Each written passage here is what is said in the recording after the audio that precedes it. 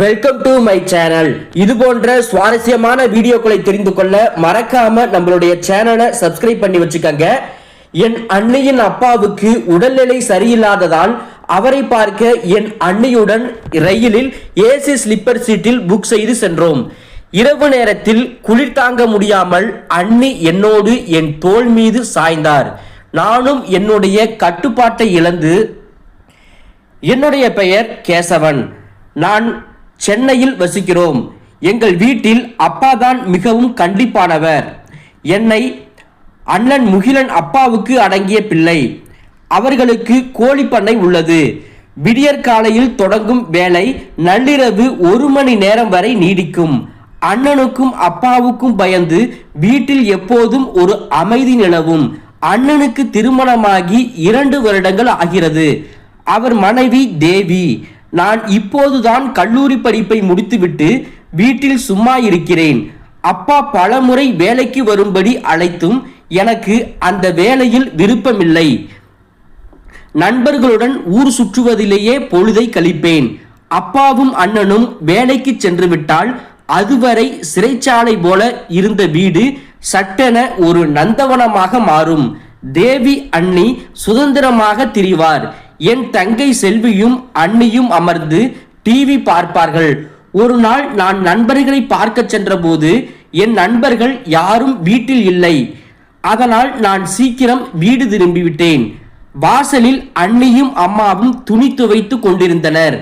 என்னை பார்த்ததும் அண்ணி, கேசவன் நல்ல வேளை இந்த துணிவாளியை மொட்டை மாடிக்கு கொண்டு வந்து தா என்றாள். அண்ணி முன்னால் செல்ல நான் பின்னால் வாளியை சுமந்து சென்றேன். மாடியில் அண்ணி துணிகளை எடுத்து தர நான் கொடியில் காய போட்டேன். அப்போது வெள்ளை நிற ஆடையை நான் கையில் எடுக்க சட்டென திரும்பிய அண்ணி அதை பிடுங்கி கொண்டார். என்ன பார்க்கிறாய், வெட்கமாக இல்லையா? போ, கீழே போய் மீதி துணிகளை எடுத்து வா என்று அதட்டினார். நான் மீண்டும் கீழே சென்று அம்மா தந்த வாளியுடன் மாடிக்கு வந்தேன். அண்ணி சுவருக்கு பின்னால் நின்று கீழே இருக்கும் மைதானத்தை பார்த்து கொண்டிருந்தார். நான் மெல்ல அவர் பின்னால் சென்று எட்டி பார்த்தேன். அங்கே ஒரு எருமை மாடு மேய்து கொண்டிருந்தது. அதைத்தான் அவர் பார்த்து கொண்டிருந்தார். திடீரென திரும்பிய அவர், நான் அவர் அருகில் நிற்பதைக் கண்டு பதறி போய், என்ன செய்கிறாய் கேசவன்? இதையெல்லாம் உன் அண்ணனிடம் சொல்லட்டுமா என மிரட்டினார்.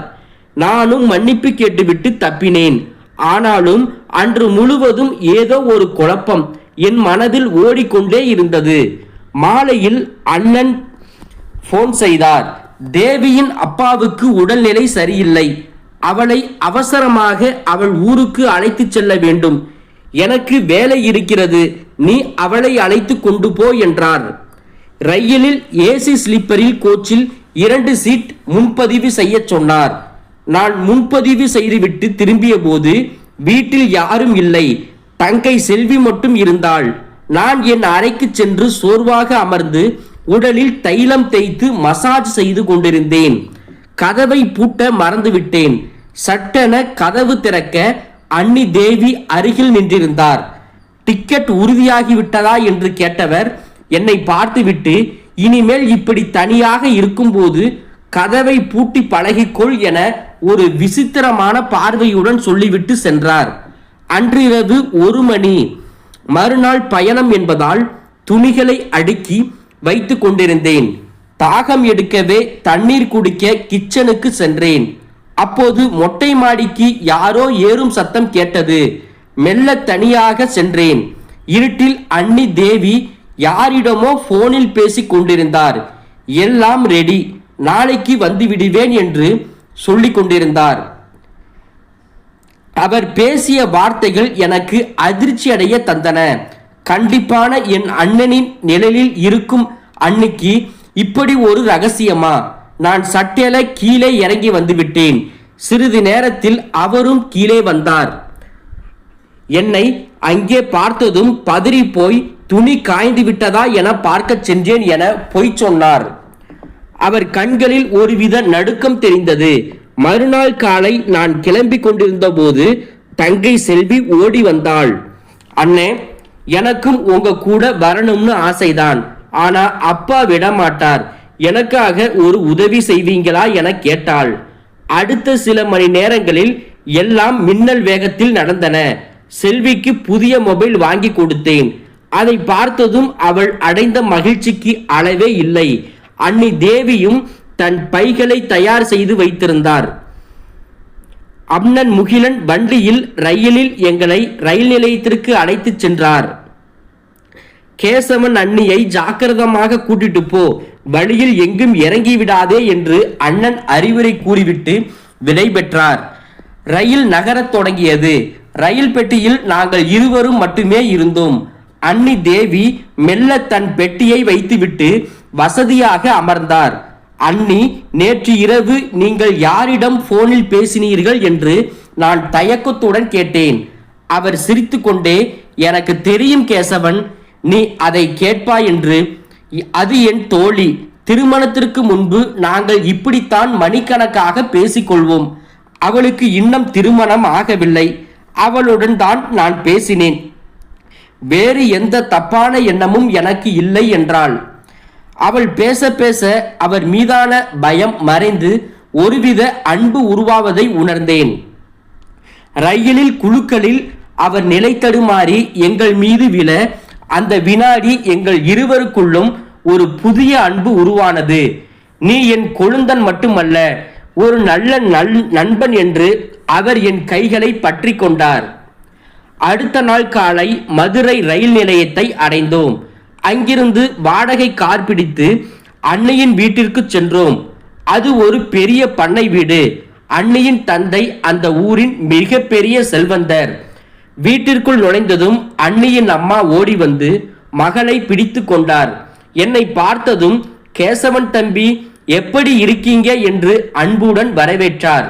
அன்னையின் அம்மாவுக்கும் அன்னிக்கும் இடையே பெரிய வயது வித்தியாசம் தெரியவில்லை. அவரும் அன்னியை போலவே மிகவும் அழகாக இருந்தார்.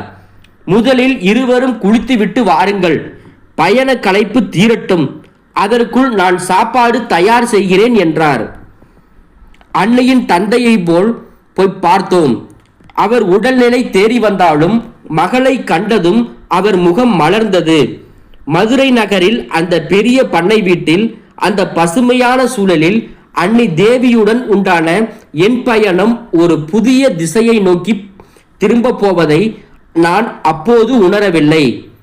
அன்னியின் அம்மாவின் அந்த அன்பும் அன்னி என்னிடம் காட்டிய அந்த ரகசிய பார்வையும் ஏதோ ஒரு மாற்றத்தை உணர்த்தியது.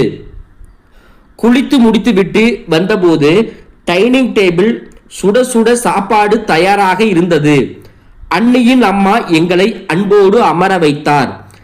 அன்னி தேவி தன் பிறந்த வீட்டுக்கு வந்த சந்தோஷத்தில் துள்ளி குதித்து கொண்டிருந்தார்.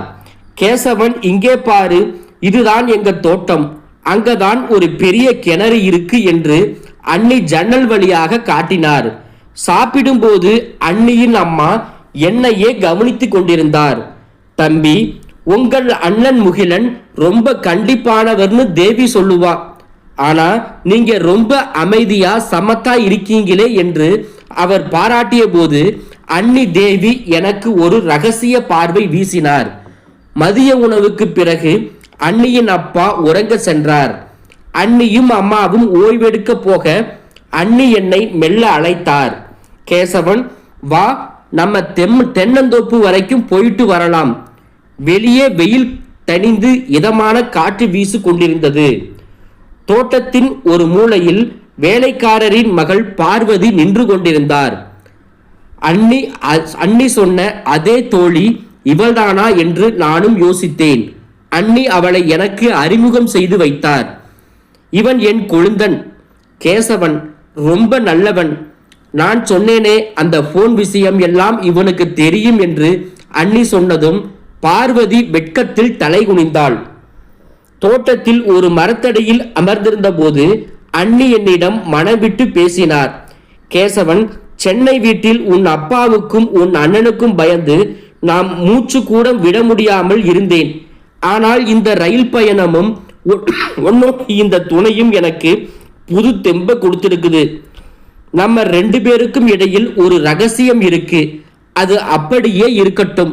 நாம இனிமேல வெறும் உறவினர்கள் மட்டுமில்ல, அன்பான நண்பர்கள், சரியா என்று அவர் என் கையை பிடித்து உறுதிமொழி வாங்கி கொண்டார். அந்த பண்ணை வீட்டின் தனிமையும் அண்ணியின் சுதந்திரமான போக்கும் எனக்குள் ஒரு மெல்லிய நடுக்கத்தை, அதே சமயம் ஒரு புதிய உற்சாகத்தையும் தந்தது. அன்று இரவு மாடியில் இருந்த அறையில் நான் படுத்திருந்தேன். ஜன்னல் வழியாக தோட்டத்தின் பூக்களின் வாசம் வந்து கொண்டிருந்தது. திடீரென என் அறை கதவு மெல்ல திறக்கப்பட்டது. உள்ளே வந்தது என் அண்ணே. கேசவன், இன்னும் தூங்கலையா? எனக்கும் தூக்கம் வரல. அம்மாவும் அப்பாவும் கீழே இருக்காங்க. நாம வேணும்னா மொட்டை மாடிக்கு போய் கொஞ்ச நேரம் நிலாவை பார்த்துவிட்டு பேசலாமா என்றார். அண்ணியின் குரலில் ஒருவித வித்தியாசம் இருந்தது. அந்த நள்ளிரவில் யாரும் இல்லாத அந்த பண்ணை வீட்டில் அண்ணியின் நானும் மாடிக்கு சென்றோம்.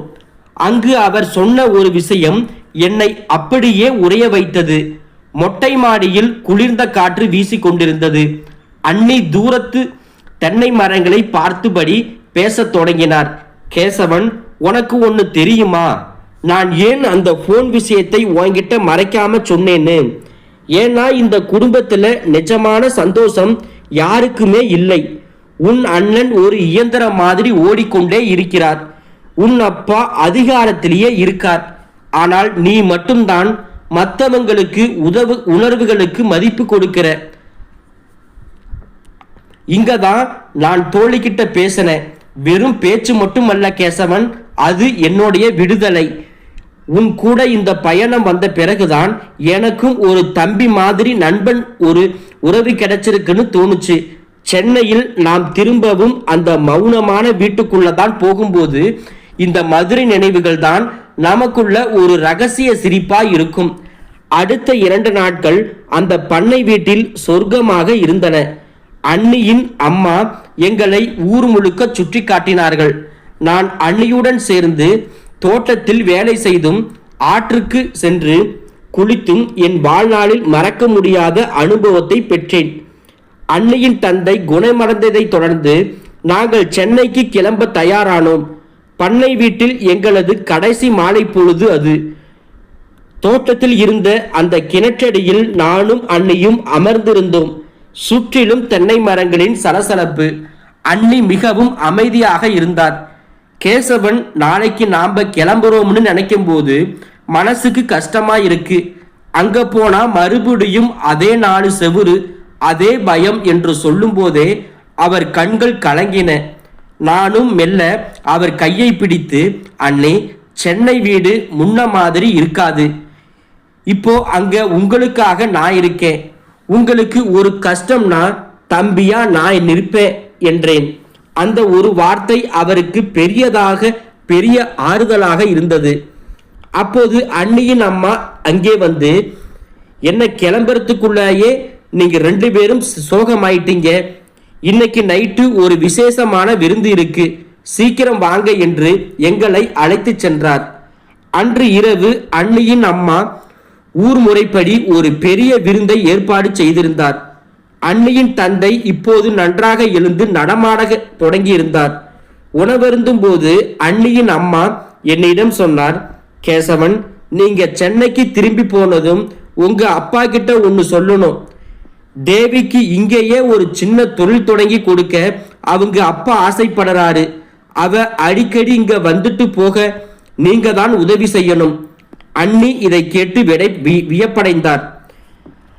இது அண்ணிக்கும் அவர் அம்மாவுக்கும் இடையே ஏற்கனவே போடப்பட்ட ஒரு ரகசிய திட்டமோ என்று எனக்கும் தோன்றியது. அண்ணி என்னை பார்த்து மெலிதாக ஒரு பார்வை பார்த்தார். அந்த பார்வையில் இனி அடிக்கடி இங்கே கூட்டிட்டு வருவது என் பொறுப்பு என்று அர்த்தம் பதிந்திருந்தது. கிளம்பும்போது அண்ணியின் அம்மா என் கையை பிடித்து கொண்டு, தம்பி, என் மகளை பத்திரமா பார்த்துக்கோ. அவ அங்க ரொம்ப தனியா உணர்றா. நீ அவளுக்கு துணையா இரு என்றார். அவர் கண்களில் இருந்த அந்த தெளிவு அண்ணியிடம் சொன்ன ரகசியத்தின் ஆழத்தை புரிய வைத்தது. ரயிலில் மீண்டும் சென்னைக்கு திரும்பி கொண்டிருந்தோம். இப்போது எங்கள் இருவருக்கும் இடையே அந்த பழைய பயமோ அந்நிய தன்மையோ இல்லை. அண்ணி சன்னலில் சாய்ந்து கொண்டு அமைதியாக ஜன்னல் வழியே வேடிக்கை பார்த்தார். சென்னை ரயில் நிலையத்தில் அண்ணன் முகிலன் எங்களை வரவேற்க காத்திருந்தார். வீட்டின் வாசலில் அடியெடுத்து வைக்கும்போது அந்த பழைய அமைதி எங்களை சூழ்ந்தது. ஆனால் எனக்கு மட்டும் அன்னைக்கும் மட்டும் தெரியும், இந்த மௌனத்திற்கு அடியில் இப்போது ஒரு புதிய நட்பும் ஒருவருக்கொருவர் பக்கபலமாக இருக்கும். அடுத்த நாள் காலை மதுரை ரயில் நிலையத்தில் ரயில் ஏறிய போது அன்னி பழைய தேவியாக இல்லை. அவரிடம் ஒரு புதிய தன்னம்பிக்கை தெரிந்தது. ரயிலில் ஏசி பெட்டியின் கதவை மூடியதும் அன்னி தன் பையிலிருந்து ஒரு சிறிய பரிசு பெட்டியை என்னிடம் கொடுத்தார். இது என்ன அண்ணி என்று கேட்டேன். திறந்து பாரு என்றார் அண்ணி. நான் அதை திறந்து பார்த்தபோது அதில் ஒரு அழகான கை கடிகாரம் இருந்தது. இது எதுக்கு அண்ணி என்று கேட்டேன். இது வெறும் கடிகாரம் இல்லை கேசவன், இனிமே உன்னோட நேரம் நல்லா இருக்கும்னு நான் கொடுக்கிற ஒரு அன்பளிப்பு. அப்புறம் இந்த போன்ல நான் பேசின அந்த தோழி பார்வதி இருக்காளே, அவளை உனக்கு ரொம்ப பிடிச்சிருக்குதுன்னு எனக்கு தெரியும். அவகிட்டையும் பேசிட்டேன். நீயும் அவளும் இனிமே போன்ல பேசிக்கலாம் என்று அண்ணி சிரித்தாள். எனக்கு அதிர்ச்சியையும் ஆச்சரியமாகவும் இருந்தது. அண்ணி எனக்காக இவ்வளவு தூரம் யோசித்திருக்கிறார் என்பது அதிர்ச்சியாகவே இருந்தது. ரயில் சென்னை வந்து சேர்ந்தபோது அண்ணன் முகிலன் பிளாட்பாரத்தில் நின்றிருந்தார். வண்டியில் ஏறி வீட்டிற்கு செல்லும் வழியில் அண்ணனும் கேட்டார், என்ன தேவி, அப்பா எப்படி இருக்கார்? கேசவன் உன்னை தொல்லை பண்ணாம கூட்டிட்டு வந்தானா என்று கேட்டார். அண்ணி என் பக்கமாக திரும்பி பார்த்து, கேசவன் மாதிரி ஒரு தம்பி கிடைக்க நான் கொடுத்து வச்சிருக்கணும், அவன் என்னை ரொம்ப பத்திரமா பார்த்துக்கிட்டான் என்றாள். அண்ணன் முகத்தில் ஒரு சிறு புன்னகை மலர்ந்தது. வீட்டுக்குள் நுழைந்ததும் அப்பா ஹாலில் அமர்ந்திருந்தார். நாங்கள் இருவரும் போய் அவர் காலில் விழுந்து ஆசீர்வாதம் பெற்றோம். அப்போதும் கோபமாக இருக்கும் என் அப்பா அன்று என் அண்ணியை பார்த்து, தேவி, உன் அப்பா உடம்பு இப்போ பரவாயில்லையா? நீ இன்னும் கொஞ்ச நாள் அங்கே இருந்திருக்கலாம் என்றார். அப்பாவிடமிருந்து வந்த அந்த அன்பான வார்த்தைகள் அன்னைக்கும் எனக்கும் பெரிய ஆச்சரியத்தை ஏற்படுத்தி தந்தன. வாழ்க்கை எப்போதும் ஒரே நேர்கோட்டில் செல்வதில்லை. இந்த பயணம் எங்களுக்குள்ளிருந்து தயக்கத்தை உடைத்து ஒரு அழகான நட்பையை, குடும்பத்திற்குள் ஒரு புதிய புரிதலையும் உண்டு பண்ணின. அன்னி தேவிக்கு இப்போது நான் ஒரு தம்பி மட்டுமல்ல, ஒரு சிறந்த தோழனாக மாறிவிட்டேன்.